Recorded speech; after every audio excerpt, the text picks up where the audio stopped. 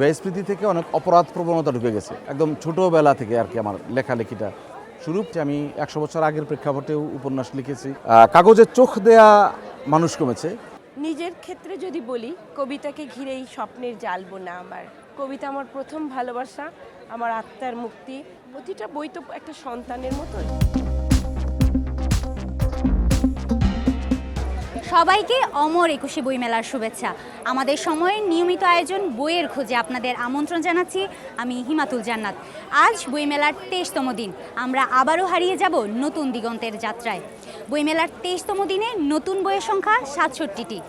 চলুন তাহলে আপনাদেরকে নিয়ে আজকের যাত্রা শুরু করা যাক।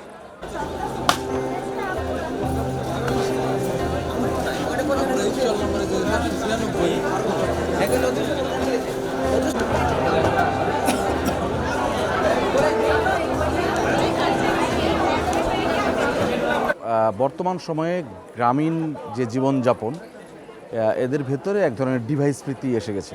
ডিভাইস প্রীতি ভালো, ডিভাইস প্রীতি আমাদের বিশ্বায়নের সাথে তাল মেলানো ব্যাপার।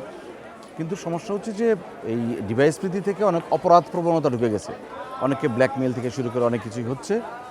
তো সেইটা থেকে কেন্দ্র করেই একটা বড় একটা সংকটের তৈরি হয়। সেখান থেকে একটা ট্র্যাজেডির দিকে রূপ নেয়। এটা একটা প্রতিশোধের গল্প এটা মূলত। তো এটা লোকজন পছন্দ করছে, আমি জানি না হয়তো প্রচ্ছদের কারণে কিনা বা নামের কারণে কিনা, লিখছে, পড়ছে, মতামত জানাচ্ছে, ভালো লাগছে। আমি তো যখন ক্লাস 4-এ পড়ি তখন আমার লেখা শুরু হয়, এবং ক্লাস 5-এ যখন পড়ি তখন আমার প্রথম পত্রিকায়, ইত্তেফাকের কচিকা 4 পাতায় আমার বইটা, মানে আমার লেখা একটা ছড়া দিয়ে আমার যাত্রা শুরু হয়। একদম ছোটোবেলা থেকে আর কি আমার লেখালেখিটা শুরু। ফলে বড় হওয়ার পর ঢাকায় আসার পর বিভিন্ন মাধ্যমে লেখালেখির যত মাধ্যম আছে সব মাধ্যমে আমার মানে 12 মাস 24 ঘন্টা আমার মোটামুটি লেখালেখি দিয়েই আমার পেশা, আমার নেশা সব কিছু হচ্ছে লেখালেখি। আমি বিভিন্ন বিষয়ে লিখেছি। আমি 100 বছর আগের প্রেক্ষাপটেও উপন্যাস লিখেছি। আবার দেখা গেলো যে আমাদের দেখে আসা যে 90 দশক, সেই সময়ে গ্রামের বিভিন্ন স্তরের মানুষের বিভিন্ন থাকে, তৃণমূল পর্যায় থেকে শুরু করে শোষক গোষ্ঠী পর্যন্ত নানান রকমের মানুষের জীবনযাপন নিয়ে আমাকে লিখতে হয়েছে। পাঠক বলতে আমি মনে করি যে এটার সাথে আমি একমত না। পুস্তক কমেছে, কাগজ কমেছে, কাগজে চোখ দেয়া মানুষ কমেছে, কিন্তু কন্টেন্ট কিন্তু একই।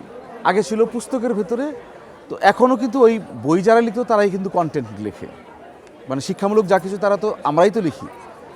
আমি এই লেখক, আবার আমি ডিজিটাল অনেক স্ক্রিপ্ট আমাকে লিখতে হচ্ছে। আবার আপনি পাঠক, আপনি আমার বই পড়তেন, আমি যে কন্টেন্টটা বানালাম, যেটা লিখলাম, যেটার ব্যাকগ্রাউন্ড ভয়েস দিয়ে আপনার সামনে উপস্থাপন করলাম, আপনি সেটা শুনছেন, উপলব্ধি করছেন, আপনি আপনার জীবনে সিদ্ধান্ত নিচ্ছেন আপনি আমার এই লেখাটার উপরে কী করবেন না করবেন। ফলে পাঠক মানে সাহিত্য বিমুখ হয়েছে এটা আমি বলবো না। আর কারণ হচ্ছে একটা কথা প্রাসঙ্গিক, যে আপনিও একটা সুন্দর ছবি ফেসবুকে দেওয়ার সময় কিন্তু 2 লাইন ক্যাপশন দিয়ে দেন। তার মানে কি? ক্যাপশনের কাছে আপনাকে যেতে হচ্ছে, ওটা তো কোনো কবি বা কোনো সাহিত্যিকেরই লেখা। ফলে কমে নাই, আমি মনে করছি বেড়েইছে। ইডেন বে কক্সবাজার সমুদ্র সৈকতের উপর নিজেদের একটি ঠিকানা।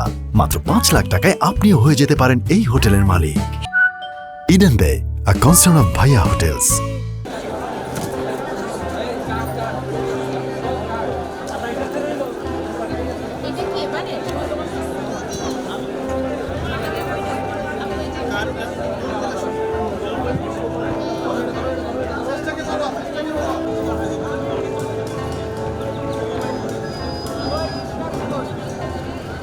পরিবর্তনের স্রোতে যায় ভেসে, এটি আমার কবিতার বই। এই কবিতাগুলো আমার সবগুলো ইউটিউবে আমি ছেড়ে ফেলেছি অলরেডি। বই আসার সাথে সাথে রেকর্ডিং করে, ভিডিওগ্রাফি করে আমি ইউটিউবে আমার পেজ এবং ফেসবুকে আছে 60টি কবিতা। এবং কবিতা সবচেয়ে মজা হলো বিষয়ভিত্তিক। প্রকৃতি, প্রেম, দুঃখ, যন্ত্রণা, বেদনা, বিষণ্ণতা, নারী, পুরুষ, তারপরে সম্ভাবনা, অপেক্ষা, এরকম করে করে 60টি কবিতা আছে। এটি নিজের ক্ষেত্রে যদি বলি, কবিতাকে ঘিরেই স্বপ্নের জাল বোনা আমার। মানুষের অন্তর্গত উচ্চারণ আমি অনুভব করি কবিতার ভেতর। পরিবর্তনের স্রোতে যায় ভেসে আমার এমনই এক স্বপ্নের বুনন। আমার গভীরতম উপলব্ধি আর মননবোধের বহিঃপ্রকাশ আমার কল্পনার তুলি দিয়ে আমি এঁকেছি মনের মাধুরী মিশিয়ে আমার কবিতাগুলো। সুতরাং কবিতা আমার প্রথম ভালোবাসা, আমার আত্মার মুক্তি, আমার স্বপ্নের জালবোনা কবিতাকে ঘিরেই।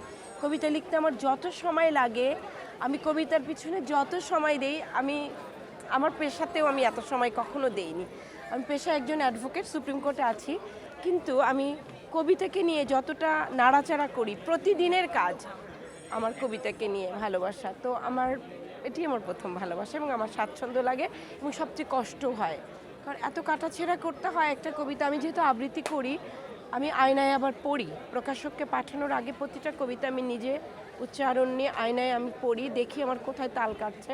যদিও গদ্য কবিতার তালগুলো একটু অন্যরকম, কিন্তু কানে লাগে কোথায় আমার একটু ছন্দপতন হলো, সেটি কাটাছেঁড়া করে একটা কবিতাকে একদম সুন্দর ঘরের মতো তৈরি করতে আমার সবচেয়ে বেশি সময় লাগে। আমি একটা বিচ্ছিন্ন দ্বীপ আমার পরিবারে। আমি আমার পরিবারে একা সংস্কৃতি চর্চা করেছি, আমি একাই নিজে এসব শিখেছি। আমাকে কেউ কোনো দিন বলেনি যে ওই একাডেমিতে ভর্তি হতে হবে, তোমাকে লিখতে হবে। আমার অনুপ্রেরণা আমি নিজেই। তবে বই বের করার পিছনে আমার সমস্ত ক্রেডিট আমি দিতে চাই আমার প্রকাশকদের। আমি যদি কথা প্রকাশের এই বইটির কথাই বলি, তারা কখনো কবিতার বই বের করে না, এটি তারা এবার রেকর্ড ভঙ্গ করেছে। তাদের সম্পাদনা বোর্ডে আমার এই বইটি নিয়ে আলোড়ন হয়েছে যে কবিতার বইকে আমরা বের করব, কিন্তু লাস্টলি আমার কবিতা দেখার পরে পাণ্ডুলিপি তারা পছন্দ করে আমার এই বইটি কথা প্রকাশ বের করেছে। তো এ থেকেই বোঝা যায় যে আমার লেখার অনুপ্রেরণা আমি নিজেই। আমি ওইভাবে পরিবার থেকে যদি বলা হয়, আমি লেখালেখিতে ওভাবে সাপোর্ট পাইনি। বাবা মা চেয়েছিলেন আমি বড় কোনো কাজে সম্পৃক্ত হই, এসব কাজ তাদের কাছে মনে হয় এমনি খেলার চলে। কিন্তু আমি জানি আমি যদি কোনোদিন বেঁচে থাকি, আমার লেখা দিয়ে আমি বেঁচে থাকবো। আমার এই অ্যাডভোকেট পরিচয়ের চেয়ে আমার কেউ যদি কবি বলে ডাকে, কেউ লেখক বলে, সেটি আমার অনেক আনন্দের, অনেক গর্বের, কারণ এটি আমার একদম ভিতর থেকে আসে। আর পড়াশোনা করে যেটা অর্জন করেছি সেটা একাডেমিক শিক্ষা, সেটি তো আমার রুটি রুজির জন্য করতে হবে বলেই করা। প্রতিটা বই তো একটা সন্তানের মতো। যখন বই আসে মেলায়, আমি এই বইটি যখন প্রথম আসলে ওরা সবাই দেখেছে যে আমি অনেকক্ষণ এরকম বুকের মধ্যে ধরে চোখ বন্ধ করে এটির ঘ্রাণটা নিলাম।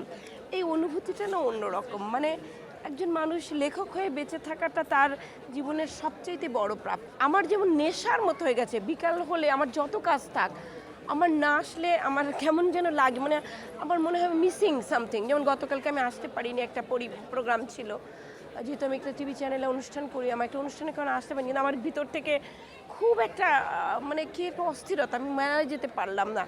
এই বোধটা আমাদের বাচ্চাদের ভিতরে যদি আমরা জাগ্রত করতে পারি, আর আমরা যেরকম ছোটোবেলায় উপহার হিসেবে বই পেতাম বাবা মার কাছ থেকে, বন্ধুবান্ধবের কাছ থেকে, আত্মীয় স্বজনের কাছ থেকে, প্রেম করলে প্রেমিকের কাছ থেকেও, বার্থডেতে আমার বান্ধবীরা বন্ধুরা আমাদেরকে বই দিত, এই ট্রেন্ডটা কিন্তু এখন উঠে গেছে।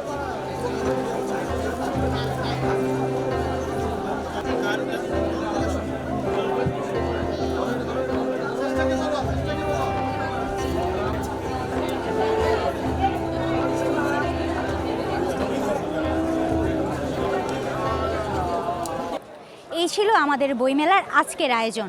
আজকে আমরা গল্প করেছি জনপ্রিয় লেখকদের সাথে।